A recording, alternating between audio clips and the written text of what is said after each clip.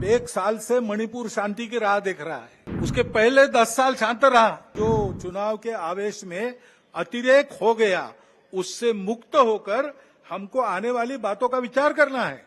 पुराना gun culture समाप्त हो गया ऐसा लगा। अचानक जो कलह वहां पर उपज गया या उपजाया गया, उसकी आग में अभी तक जल रहा है। अभी उन बातों से मुक्त होकर जो चुनाव के आवेश में अतिरेक हो गया, उससे मुक्त होकर हमको आने वाली बातों का विचार करना है।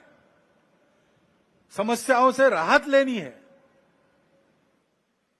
अभी हम बैठे हैं, गर्मी लग रही है, अभी तो ठंडा हो गया, लेकिन कुछ दिन पहले कितनी गर्मी थी। इस वर्ष हर वर्ष से बहुत अधिक गर्मी हुई और सर्वत्र हुई, हिल स्टेशंस में भी हुई। बेंगलुरु जैसे महानगर में जल का संकट आ गया। हिमालय के हिमनदियों के पिघलने के बारे में तरह तरह की बातें छप रही है। ये पर्यावरण का सारी दुनिया पर संकट है।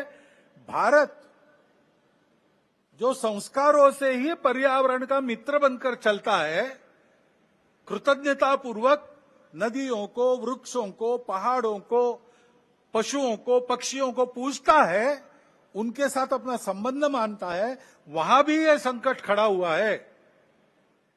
क्योंकि विकास पथ की दृष्टि अधूरी है। उसको बदलना होगा, सबको बदलना होगा। लेकिन जिसके पास ये दृष्टि पहले से है, वो भारत अपने आप को कैसे बदलता है, ये देखकर दुनिया उसका अनुकरण करने वाली है। तो हमको अपना स्व के आधार पर एक विकास पथ ठीक से बनाना है। अभी उस स्व का विचार करके भी बहुत सी बातें हो रही है, लेकिन हमको मूल से विचार करके दृष्टिगत सारी बातें बदल के करना पड़ेगा। ज्ञान विज्ञान का जो आधुनिक सारा प्रवास और प्रयास है, उसको भी ध्यान में रखकर हमारे परंपरा का ज्ञान जो काल सुसंगत है, उसको साथ लेकर दृष्टि वो रखकर कि वसुधैव कुटुंबकम, और सृष्टि अपनी माता है। हम सृष्टि के विजेता नहीं है, हम सृष्टि के अंग है। वो माता है, उसका दोहन करना है, उसका पोषण होना चाहिए, इस पर ध्यान देना है। उस ढंग से विकास की रीति, उस ढंग से अपने विकास के प्रतिमान हमको बनाने पड़ेंगे। उसके लिए देश में शांति चाहिए जगह जगह, और समाज में कलह ये नहीं चलता। अब 1 साल से मणिपुर शांति की राह देख रहा है। उसके पहले 10 साल शांत रहा।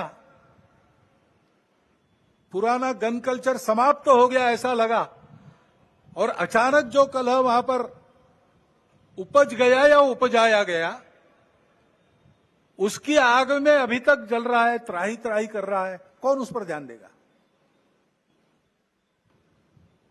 प्राथमिकता देके उसका विचार करना ये कर्तव्य है। समाज में कितनी बातें आ रही,